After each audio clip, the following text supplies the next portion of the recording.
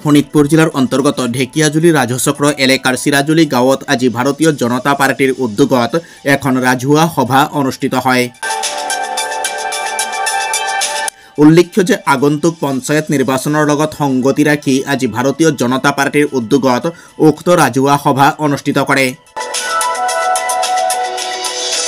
আজিৰ উক্ত ৰাজহুৱা সভাত শোণিতপুৰ জিলা পৰিষদৰ অধীনস্থ ভাৰতীয় জনতা পাৰ্টিৰ গুপ্তেশ্বৰ জিলা পৰিষদৰ প্ৰক্ষেপিত প্ৰাৰ্থী নিৰ্মল দাসৰ লগতে অন্যান্য প্ৰাৰ্থীসকলো উপস্থিত থাকে। আজিৰ উক্ত ৰাজহুৱা সভাতে প্ৰণামী কাৰ্যসূচী ৰূপায়ণ কৰে ভাৰতীয় জনতা পাৰ্টিৰ কাৰ্যকৰ্তাসকলে।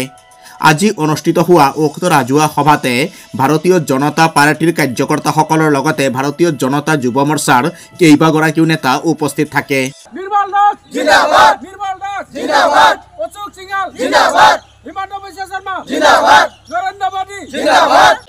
আমি যতে গৈছো তাতে পদম ফুলৰ মানে খোৱাৰি জনাইছে। মানে বিজেপি প্ৰাৰ্থী হিচাপে মোক ৰাইজে ইমান আশীৰ্বাদ দিছে, ভাবিবলৈ কথা যে আজি কংগ্ৰেছৰ কতো নামে নাই, যে কংগ্ৰেছক যে ৰাইজে একেবাৰে ব্ৰহ্মপুত্ৰত ঝাৰু মাৰি পেলাই দিছে, সেইটো মানে আজি প্ৰমাণ পাইছোঁ। আমি দেখিবলৈ পাইছোঁ যে ৰাইজে আমাক ইমান মৰম আশীৰ্বাদ দিছে যে আগন্তুক নিৰ্বাচনত পঞ্চায়ত নিৰ্বাচনত মোক বিজেপি দলক আজি মোক আশীৰ্বাদ কৰিব ওলাইছে সম্পূৰ্ণ ৰাইজে।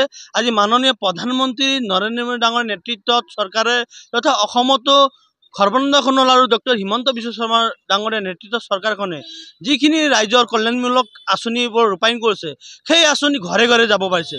সেইকাৰণে আজি ৰাইজেও আমাক সঁহাৰি জনাইছে, ৰাইজেও আমাক আশীৰ্বাদ দিছে। তেওঁলোকে আমাৰ চৰকাৰক লৈ কিনে সন্তুষ্ট প্ৰকাশ কৰিছে আৰু দুৰ্নীতিমুক্ত ভাৰত গঢ়াৰ যি সংকল্প আমাৰ মাননীয় প্ৰধানমন্ত্ৰী লৈছে, ঠিক তেনেকুৱা আমি পঞ্চায়ততো আমি দুৰ্নীতিমুক্ত কৰিবৰ কাৰণে আমি ওলাই আহিছোঁ যুৱচামে। সেইকাৰণে আজি আমাৰ ঢেকিয়াজুলি সমষ্টিত 13টাকৈ আঞ্চলিক সদস্য প্ৰাৰ্থী বিনা প্ৰতিদ্বন্দ্বিতাৰে জয়লাভ কৰিব পাৰিছে আৰু আঞ্চলিক পঞ্চায়তটো আমাৰ দখলত গৈছে। গতিকে আমাৰ জিলা পৰিষদো আমাৰ একেৰাহে ভাৰতীয় জনতা পাৰ্টিৰ প্ৰাৰ্থীসকলৰ নিৰ্বাচনী প্ৰচাৰ চলি আছে আৰু প্ৰত্যেকটো ভাৰতীয় জনতা পাৰ্টিৰ প্ৰাৰ্থীসকলে বিপুল ভোটত জয়যুক্ত কৰিব, এইটো আমাৰ আশাবাদী। লগতে আমাৰ গুপ্তেশ্বৰ জিলা পৰিষদতো ভাৰতীয় জনতা পাৰ্টি শোণিতপুৰ জিলাৰ পৰা অধিক সংখ্যক ভোটেৰে নিৰ্বাচিত কৰিব বুলি মোৰ ৰাইজৰ ওচৰত মোৰ আশা আছে। গতিকে ৰাইজেও মোক আশীৰ্বাদ দিছে, আজি মাইনৰিটি অঞ্চলতো আশীৰ্বাদ দিছে, আজি আমাৰ হিন্দু অঞ্চলতো আশীৰ্বাদ দিছে, আমাৰ বড়ো এলেকাতো আশীৰ্বাদ দিছে, আমাৰ বাগান অঞ্চলতো মোক আশীৰ্বাদ দিছে। গতিকে মোৰ বিশ্বাস যে ৰাইজে মোক 100% ভোট দি জয়যুক্ত কৰিব বুলি মই আশাবাদী।